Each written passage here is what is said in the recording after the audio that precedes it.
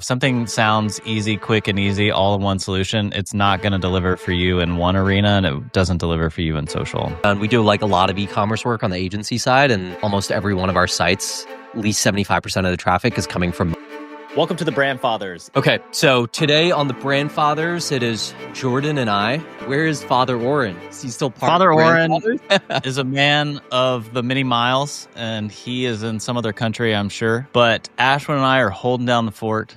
Oren is still a part of the Brand Fathers. He is just not able to be recording right now. So we are here to help the people today. Ashwin, tell them what we're doing. So we put out a open call in the last 12 hours saying, hey, we're going to do a live brand audit. I think between Jordan, Oren, and I, there's a ton of you who reach out to us and say, hey, I just launched this brand. Can you check out my social strategy? And we don't really have time to do that individually or through the week. So we thought, hey, this would be a good episode to just do some live coverage of people's websites, their socials, just kind of initial impressions and thoughts, what we like, where there could be improvement. And I think an important caveat with this as we go through it is we are doing this without real kind of like context for the competitive landscape of everything that we're looking at. We don't have deep understandings of all of these businesses. So they're just kind of like high level cursory thoughts that hopefully are just like foundational for anyone listening. So we will get into it. Anything to add, Jordan? I think the principles of marketing generally are all the same. How do you get people's attention? How do you communicate your message clearly and concisely? And while Ashwin and I are in different verticals in marketing and branding, a lot of these principles are shared. So we'll look at a lot of golf brands have submitted, some bigger brands, I think from like brand managers, and then there's others who are in the CPG space. So let's jump in. Who do we have first? Y'all, between Ashwin and I's lack of punctuality, Ashwin texted me at one point and said, we're without the punctual father today. I need a few. And I'm like, do you need a few or do you need 30? And he's like, in fact, I think 30 is more realistic. So I ran to get coffee, and then we've had 20 minutes of audio issues. So just know we're aware of the bring this podcast to life is a feat in and of itself. So, but we're here. We fight through it here for the people. So if you have audio issues every week, we've heard them. We're trying to get an audio engineer to help us. We have said done is better than perfect. So we are here for the people. You're not here for the quality. You're here for the content. Okay? Okay. Are we sharing? Is this coming through clear? Yep. I'm looking at Nexa Tax. The only reason I know that is because I see it in our sheet and I can't see it on their website. So might be something to start with. What, their name? Yeah. Yeah, maybe. I take... Yeah, okay, fine. Yes, having the name can be clear. But I think, so this is interesting because we always talk about products and like consumer goods and like things that you find in stores. And oftentimes we get hit up about B2B and we get hit up about SaaS, at least I do. And it's like, hey, can you cover SaaS marketing and so on? So when I look at a site like this, when I'm just looking at the hero section here, this says tailored tax solutions for student athletes. It's fantastic. Like tells me exactly what it is and who it's for. And they've kind of like picked a niche. This is really different than like, hey, we are, I've worked with services businesses that want this like grandiose vision of what they do. And they'll be like, we supercharge the fundamentals of your business. And it's like, who are you speaking to and what do you do? So I like speaking English. Here. Yeah. I think the clarity is really great. They have a little bit of like who we are. They have like some generic images here. I don't think that that's necessarily a bad thing. This is something that you see probably across the board in the services space. And you'll oftentimes like half the time I'll see a website like this and then learn that the business is doing like 75 million top line and like hasn't had to change anything from their digital experience. So it's totally fine. It can work. And I think as long as you don't need to overcomplicate it. So I'm kind of fine with this. Sure, there's like room for improvement. But give me your take. I like word clarity. However, from a visual standpoint, as the resident sports expert here and having worked with a lot of student athletes, I think you're going to lose them when you look like H&R Block. Right? Tax is inherently boring. While this is purple and has some interesting branding, I don't see anything on this first landing page that indicates sports outside of if I have to wait to watch this 30-second long video carousel or whatever this is. And so I would want to see really quickly like images of athletes at a school ideally, if you could work around marks and stuff, like some athletes at a cool school like Oregon or Alabama or Texas, maybe lounging in their student lounge on a laptop or something like that. So yeah, I want to see something athletes. If it's about athletes, I want to see some student athletes on here. And that's kind of my only flag here. It's a little too generic. So that is an interesting point because I was recently working with this influencer marketing agency, not Grin, but I want to call out. I want to call out to the point that you just said, where if you're trying to reach a certain audience, and that's like younger and youthful and students, being able to visually speak their language with some of like the cultural visual language of like what it means to be Gen Z helps drive that resonance that you know that you're talking to them. So we were looking at Grin and we were looking at another platform where when you look at this just through like the colors, like if you're just kind of like looking at the colors and squinting from far away, it's like, I'm getting kind of like TikTok vibes and colors from this. And all of the visuals kind of speak to that versus, there are platforms that look like they were built in 2005 and they haven't updated their visual language since. So I actually do think that's a very important point, that if you're going after students here, you want this to look not like your dad's accountant. Yeah, and I think that one that you just used, it was like grow your community, something interesting, dominate your niche. Those are like good, strong words. Maybe on a student athlete thing, I would be like, focus on your craft, focus on your sport, focus on getting better while we focus on your taxes, or something like that. Yeah. Little clever tagline to show what you're delivering. It's not just a descriptive, it's like a little bit more of an emotive response. So you've got their social. Let's take a look at that. Yeah, I think the other thing that I want to call out here is that when you say like, hey, we're tailored tax solutions for student athletes, when and where possible, especially when you're a services business, when and where possible, when you can show some social proof or like testimonials or features and like bring that to life a little bit more, it just allows people to trust you more, especially in that world. It's like such a referral heavy business that if you do have social and you do have some kind of social strategy, you're driving net new people to your website, then being able to see, like, I get to Grin and I'm like, oh, they've worked with brands that like I'm familiar with. They look legit, Fortune 500, Fortune 1000 brands. Okay, very cool. And then at some point down here, I'm sure they have like case studies, and stuff here that it's like, okay, they've had these outsized impacts. So those are all good things to have on a services business page. But let's switch over to their social. And there was one thing that caught my attention about their social, which was this. So they have these posts like Cooper Flagg's NIL tax breakdown. How much does he keep after taxes? And then you see this like pie chart here that is that's super interesting.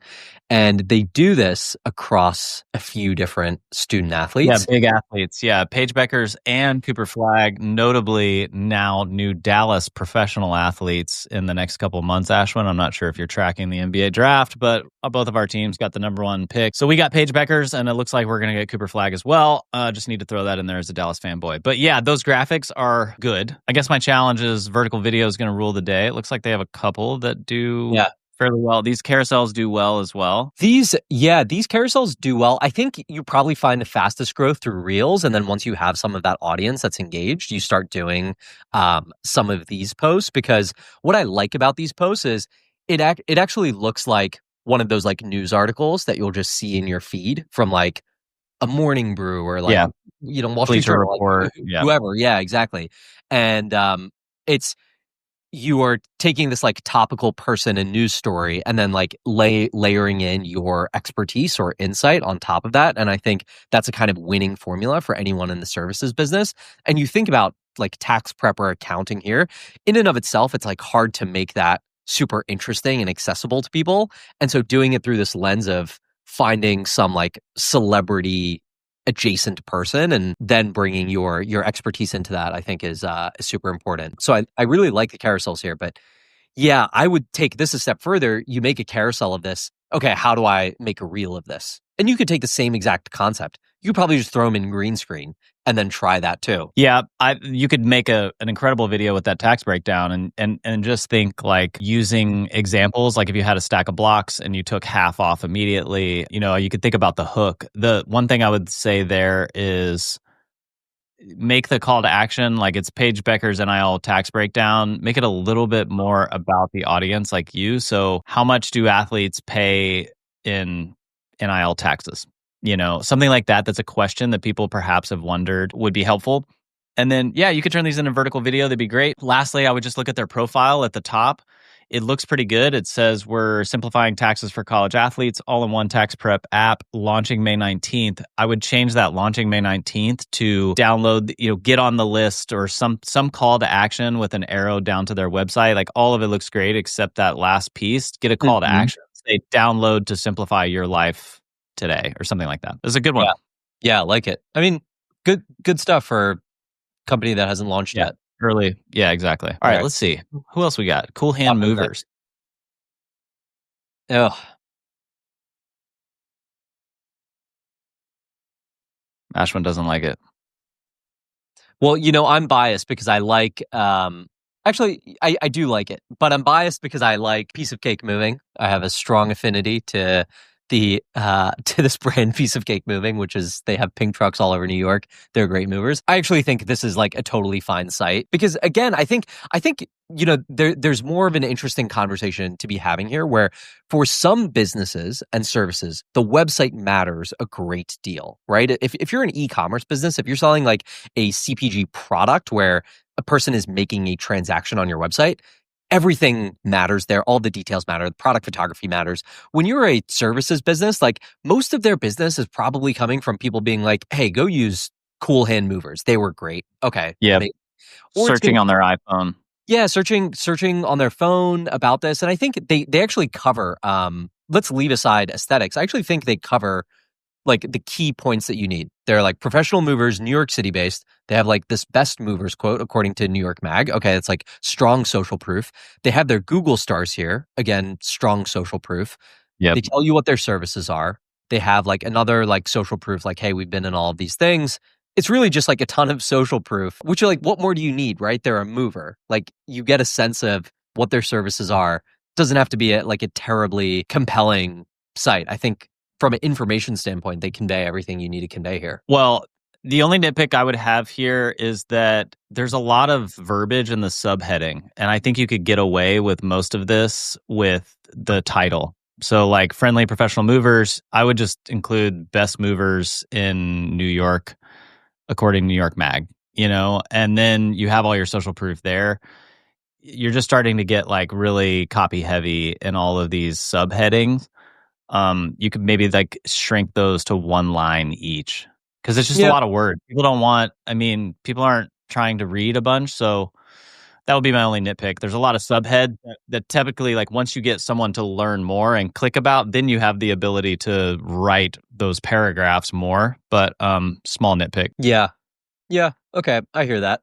And then again, to the call to action, to the line. So this just says friendly professional NYC movers. What's your distinction? Say we're the best fill in the blank type of movers. We're the most reliable, whatever. And something again about what you're doing for the audience. So making your NYC move easy. I don't know what the tagline is, but as easy as a jog on the West Side Highway or something. I don't know. Some value may deliver. Yeah, challenge me on this. I kind of disagree on that. And listen, I always say hey, you should orient around outcomes. You don't sell people exactly what you do. You sell them kind of what it does for them, right? And very oriented around being benefits oriented in copy. But I think there are some categories where if you put these movers head to head with Piece of Cake, head to head with the three other movers in New York, I don't really know that any of them are going to be doing anything wildly different. I'm sure they're probably all reliable to some standards. They probably meet certain price comparisons to some standard. And so I don't know that they are necessarily going to win on having unless you find a really good kernel of insight from one of your customers where it's I've worked with 6 movers before and you guys are the only ones who do X, and then you turn that into full-fledged copy. The small changes in messaging where it's like making your move as easy as X, Y, and Z. I feel like it's better to just say like what it is. That's fair. Let me refine this. Their name is Coolhand Movers. I have no explanation on what the name is about. And if we're talking about branding, the reason you love Piece of Cake Moving is because they have a bunch of pink trucks. Their brand is the space that a company occupies in someone's mind. So that stands out, one, because it's distinct, and two, it occupies a space in your mind because it's very different. You're telling me Cool Hand Movers, then what's your tagline about why you're called Cool Hand? Because we're as cool when things get hot, or something like that in the city. I don't know. Like, it's inspired by Cool moving Hand. Is stressful. We stay. I know. Well, then fine. Whatever it is, then just tell me what that is and why, because I bet you there's a little nugget of insight there. All right. This was good. We only have like 29 more, so we got to keep it moving. All right, let's look at their social. So we'll kind of like ignore the grid right now. I don't care about the grid, but I do care about Reels and what they're doing in Reels. So let's just like look at a couple of these.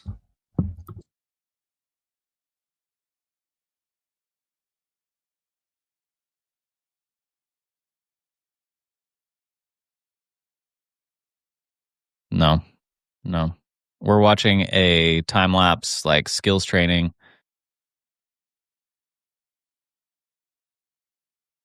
On a couple of those. A lot of these to me are made with like AI, like they've taken their website. Some agency has said, we'll make all in one. You'll do your social for you, pulling from your website or something. And so they're pulling like Google reviews. There's probably some tab that turn this into a social post. And it's bad. If something sounds easy, quick and easy, all in one solution, it's not going to deliver for you in one arena, and it doesn't deliver for you in social. So so we'll compare that to Piece of Cake Moving here with 10x, 100x they're following. Do we have audio on that? Yeah.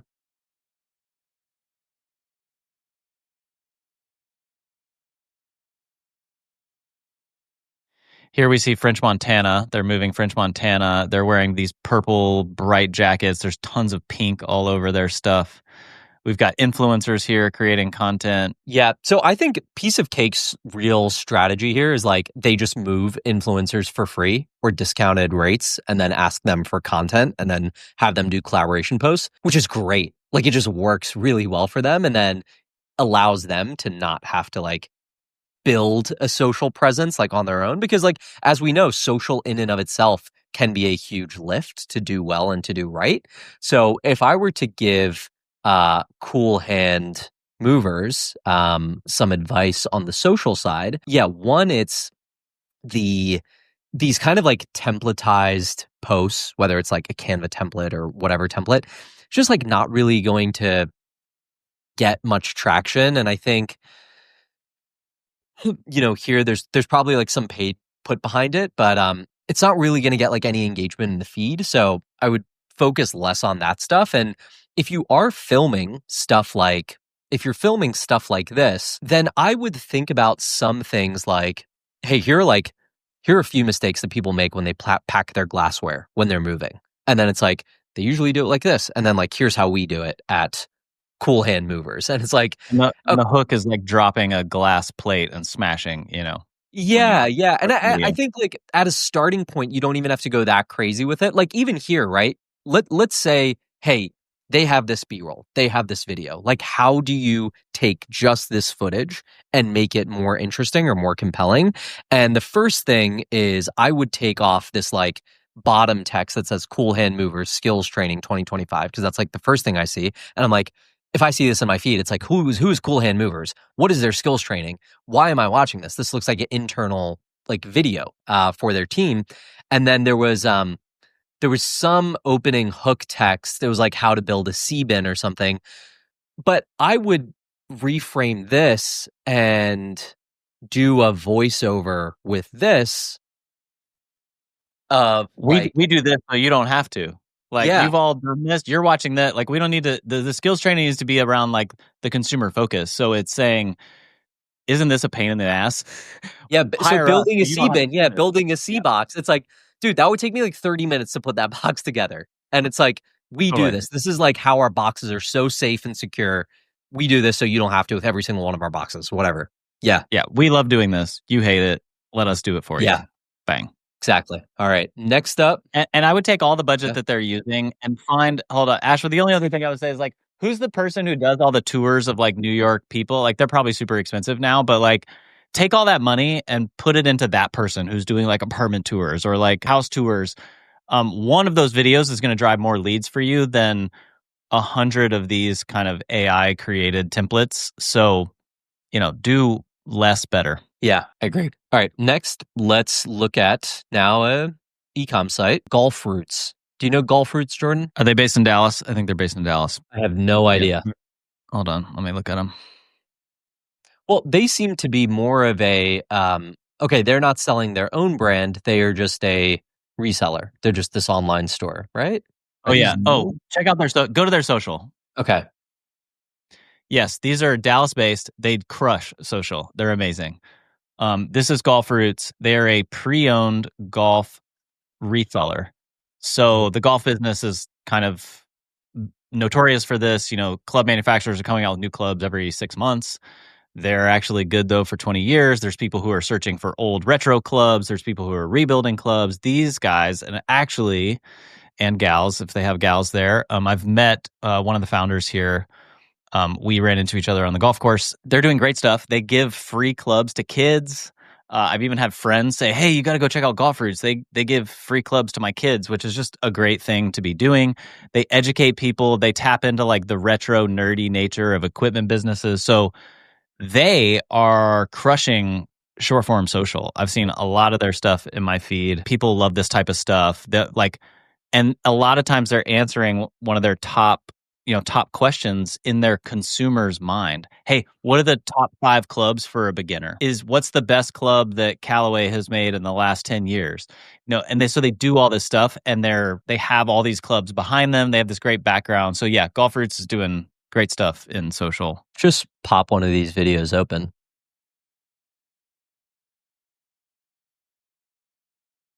And this is their factory? Yeah, they have a warehouse here in Dallas. And so they're intaking all of these clubs into their warehouse that people are buying and selling. So people will ship them and then they will then resell them. Got it. Yeah. It's kind of like a Play It Again sport. I don't know what the New York City version, but like a vintage reseller of club. Yeah. There's this other account called Americana Pipe Dream, which I made a video about a long time ago.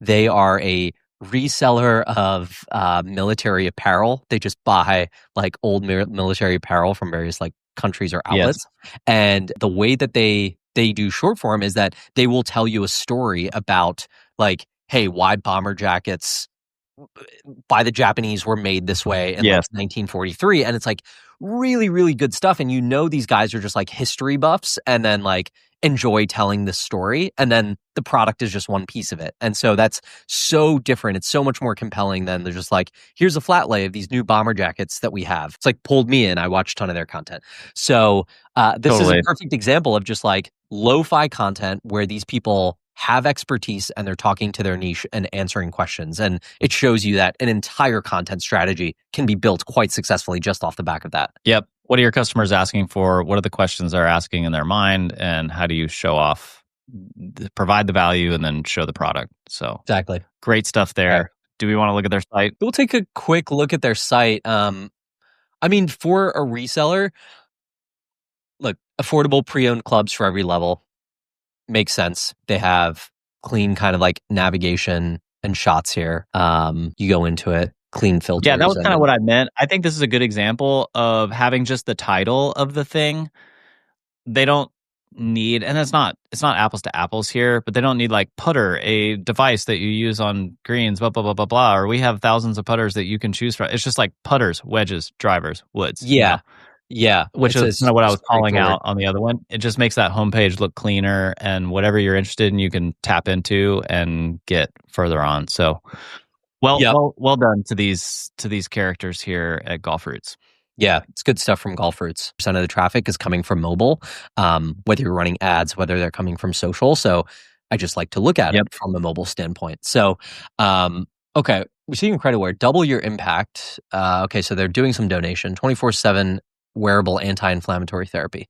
I actually don't even know what the product is when I'm here, which is fine. Maybe they're driving a ton of traffic from Facebook ads, let's say. So the Facebook ad gives you context for it. Usually, ideal to have a hero section. And so a hero section of the product, or the product in context. So maybe they just swapped out this hero for a temporary period of time. But it's interesting because even as I scroll down, it's like I see the social proof. I see these stats of what it does. Still not sure what the product is here. Now we get to the products. Okay, nice. So we have socks. On the landing page, it has off to the right, and this is probably a formatting issue, and it's a really good one that Ashwin has called out, which is there's some stat, and you would know it perhaps as a company for your visitors, but like 86% of people are going through mobile these days. People are just not at their desktop often, particularly in the advertising and marketing space where you're being reached through something, unless you're sitting at your TV with a laptop and you see a television ad, then maybe you would go to it. But even if you're trying to scan a QR code or something, that's going to be through mobile. On their landing page, they have 24/7 wearable anti-inflammatory therapy, pain relief, perform better, recover faster, prevent injury. So that's one piece. So yeah, always be thinking about mobile is one. And then, they've got the social proof. They've got all their logos here. Yeah, but let's get to, okay, so we get to a product over here. The products seem to have good reviews. I mean, they have 4,500 reviews on the one. Okay. I bought one of these for my kid when he sprained his ankle. The doctor said to check out one of these. No idea whether it was actually like super effective or not, but it was interesting. Interesting. Okay, so we have the technology benefits and results. So let me just get to the product carousel here. Okay, so we have shots that are just different here. So for a product like this, actually, and I don't say this broadly for all apparel, because a lot of apparel is like just has to be like beautifully like art directed, and you need to see it on a few different models, see it as flat lay, see it like in context. This is a product that has like some therapeutic claim and has some benefits. So I would actually use the carousel where it's like, hey, I probably need one shot of the sock. I probably need one shot of someone wearing it. And then what I really want to see is like just some of these feature benefit callouts. Think of it as like an Instagram carousel. That is much more effective up here, as I remember seeing some stats. I'm not going to misquote them here, but a lot of people on product display pages like this just scroll through all of the carousel images to make some to get some understanding of the product. And so when you have like problem solution oriented products, I think it's a helpful use of space to communicate key things in here. Agreed. Yeah, so you want to see it in context or in situation. I learned this like at Nike Women's. Women's are especially scrutinizing when shopping, particularly apparel or footwear. They want to see it from every direction. They want to see it in every single context possible. Mm-hmm. I used to joke at Nike, all you had to do was put a product on LeBron James or Travis Scott and tell guys when it is available, and they will just line up, and you could put a picture of the shoe from the outside, and they'd be like, bet, when is it available? I will buy. And women want to see it on like in context. They want to see it dressed up. They want to see it dressed down. They want to see it on their favorite influencer. They want to see it on a model. They want to see it on a model that looks like them. They want to see it on like a fashion model. Like they want to see it in every different kind of way. I have an example here from our friend. Let's see. I'm going to take over your screen share real quick. I'm going to show Oren Valuable Studios, because I was going to show you something like maybe from Nike, but I think Oren's done a good job here. So he's got the flat lay down, which is what a lot of people do. But then he has it on a model as well here. And then I think he's even going to give you like a photo shoot, like art directed one. No, this one's going to be like on a white backdrop. But then you may also see this like in some, cool imagery that he might do like a photo shoot with as well. So these are all, on model, different directions, and on the white backdrop, the product detail page. So good different uses of context there as well. Yeah. one of the things I was going to share here is, so they have this claim, it's this new way to heal. And then you say, what is IncrediWear? It says, our semiconductor embedded products help provide greater relief than traditional compression. This process creates cellular vibrations to increase blood flow and speed, resulting in lymphatic drainage, blah, blah, blah, blah. So the socks claim to be doing like quite a bit of stuff, but that quite a bit of stuff isn't visually communicated here through any meaningful thing. This just looks like another sock to me for $60. And I'm like, well, do I want to pay $60 for this thing that like I don't even know how it works, right? I have no sense of like the tech here.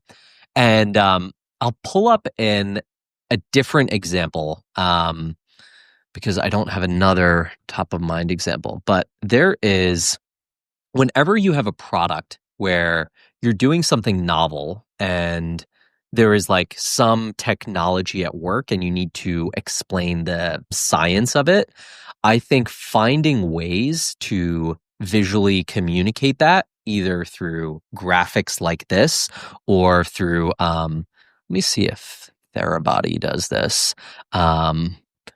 or through some kind of visuals that just make it seem like something is happening to my legs. Like, you know, even when I look at some of these like Therabody images here, like if you look at this vibration therapy one, right, they like overlay it with these like vibration things. That is like visually more effective than if I just see this woman in the Therabody like suit and I'm like, okay, like what's happening in there? Is it cold?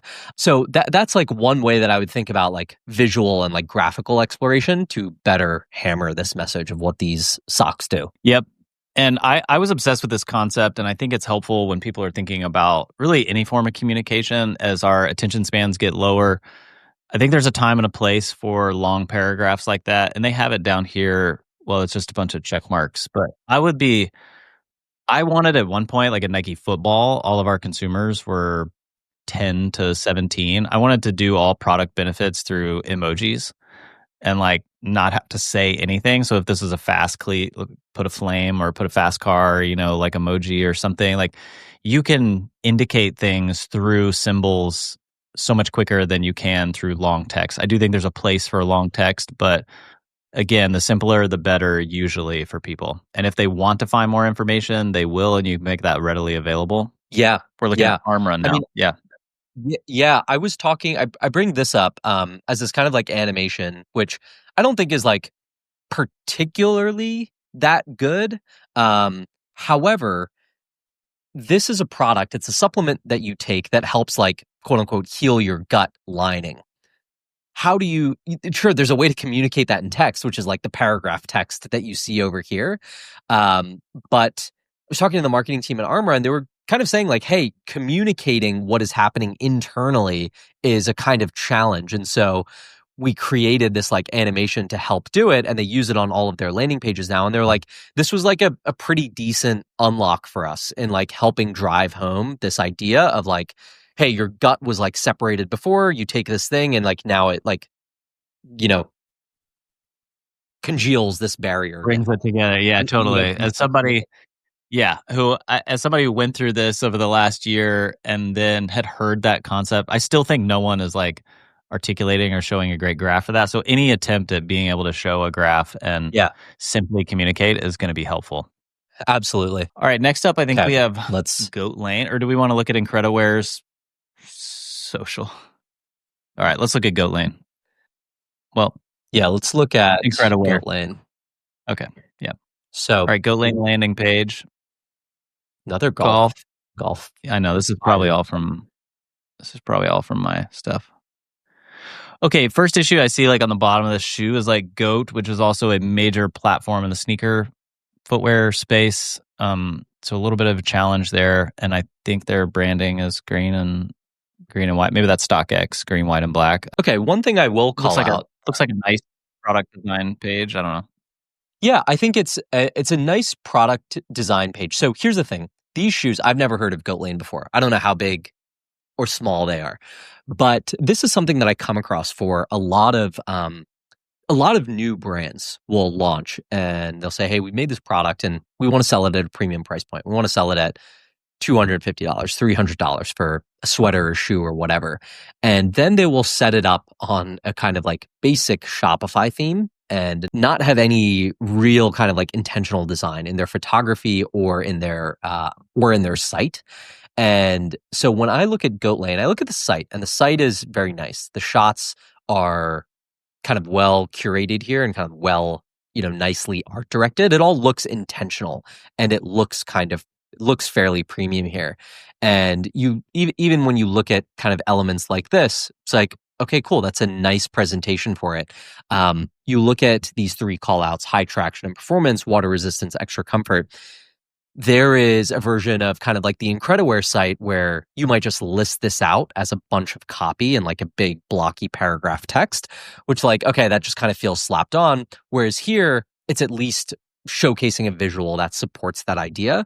And I think these are all the small details that go into elevating a brand and making it feel more premium, especially when it's a newer brand and you're trying to like build that awareness and credibility. Yeah, I like that.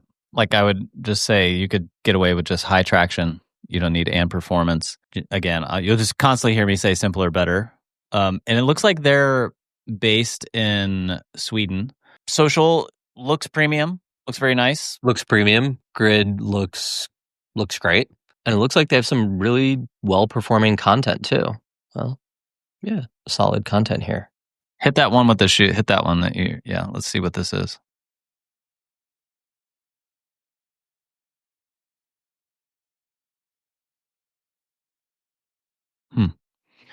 I don't know how much of that is paid. It looks like it has a good amount of engagement. Maybe Gustav, the founder, I don't know, maybe has a good following or good engagement there. But I would say this looks premium. I mean, I think go ahead. I was going to say, I think that's a good video of just kind of storytelling of why they brought that shoe to life and how they designed it. They have a bunch of B-roll footage that they pulled into that. And listen, I think there's something really important to just forever documenting everything that you're doing, even if you don't use it in content. We're doing some stuff for Sunpowder right now where we're doing a few events in LA, we're doing a few events in Miami. And every time the guys go out for that, I say, just have a camera rolling for the entire event. And they're like, well, what should I say? What should I do? And I'm like, don't worry about that, because we may just want to use it and just as B-roll footage as part of some video down the road or in some ad. But if we have all of this content, then we can figure out what to do with it later. So, in something like this, if they have all this footage from the entire design process, every factory meeting that they have, every like design iteration that they're looking at, it's really easy to then make a recap video like this. All right, so next one that we are jumping to is OtterDev. Again, another services business. Looks like they're an agency that builds things. Intuitive and impactful digital experiences. OtterDev, we're reshaping what it means to be a modern tech partner. Okay, cool. They do enterprise as well as startup, website, e-com, web apps, UI, UX, and then a bunch of case studies in here, and then clients. Okay, I think overall animation. I mean, yeah, it looks beautiful. It's got really cool like scrolling animation features. All these like hovering things go back and forth. Everything that you touch, like that UI UX is amazing. Yeah, and so listen, I think there's an important point here, which is we've done kind of portfolio review before. If you're an agency that's building an intuitive digital experience, your website better be the most intuitive thing to use and follow. Yep. And the scrolls here, it's like nice. There's good white space. There's good hierarchy. It is clean to navigate. My like 5 whys are answered by the time I get to the bottom. And it's great. And, I don't have any examples off the top right now. But I have looked at a lot of these B2B software development agencies, because when I first started my agency, that's what we were going to be specializing in. Wasn't branding. It was UI, UX design and development for like consumer and SaaS products. And I remember going to so many of those sites and they just look like they were built on a template from like the late 90s. Squarespace, yeah, Anything, totally. yeah. And I'm like, you're trying to communicate to me that you're going to be a great software designer and developer when your site looks like trash. So this is great. It's classic agency and human behavior, I think, which is, I see this a lot with portfolios. We talk about with people's resume. Like they're so busy working on a client or on their job that they're not working on their own stuff. And I think that's hard. Like it's just classic with agency. I would see agencies at Nike all the time. Like I know they've done big, amazing stuff, but they're so stretched thin, like delivering for their client that they're not focusing on their site. And that's probably fine when you're overwhelmed with work. But if you're wanting to get more or show off to other people like your work, it's important to carve out some of that time, whether you're personal or in the professional context. So I see this on LinkedIn all the time. Like people's LinkedIn will be terrible. They haven't updated it in 2 years. Look, is it lame? Yes. But if you're really trying to like be hungry and hustle and motivating, people are looking, people are paying attention, and people are looking up your site. So it's important to just carve out some time to keep it updated. And this is a great example under dev. Yeah, this is a good job. And I think there's a couple important points that you're hitting upon where, yeah, when you're an agency, it's oftentimes you're just like doing the client work nonstop that you don't have time to focus on your own site.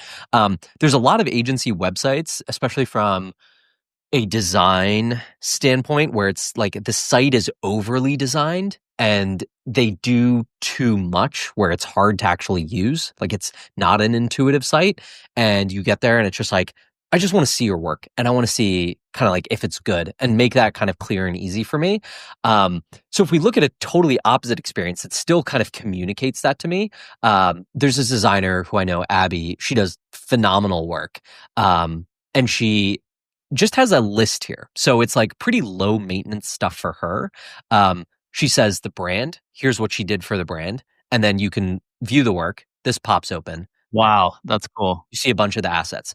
And so I look at this and I'm like, damn, this is like the Craigslist of like design websites for me. You know, it's like, it's sick. Very simple. It gets me exactly what I need. I can see the quality of her work super easily. And like, by the time I'm here, I'm like, yeah, I'm all in on her. Like, this is fantastic. Well, those drop downs are so cool. Like once it drops down, it's like this. If you're not watching, it does look exactly like Craigslist. And then as soon as you click a view more, which is just a blue highlighted link, it drops down and you see these beautiful assets and motion imagery that looks incredible. Yeah. Again, this is like, if you want to stand out, again, branding principle, be distinct. So when you land on a website, most people are trying to do the most and they've got overbuilt and sometimes the lack of substance. This has like heavy substance and then style once you want to discover. And so when I land on this site, I'm immediately intrigued because I'm like, wait a second, isn't this supposed to be a portfolio? And it invites me to want to dig in deeper. Brilliant. Yes, 100%. Okay, my camera has died. We have gone well past our time, but we have plenty of other submissions here.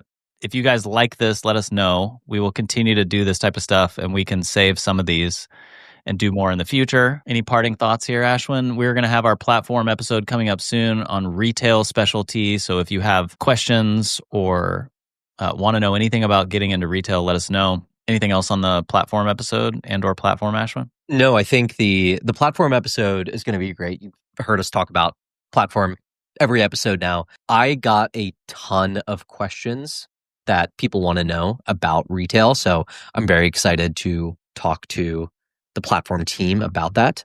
And so we're going to record that next Friday and that'll be out the following week.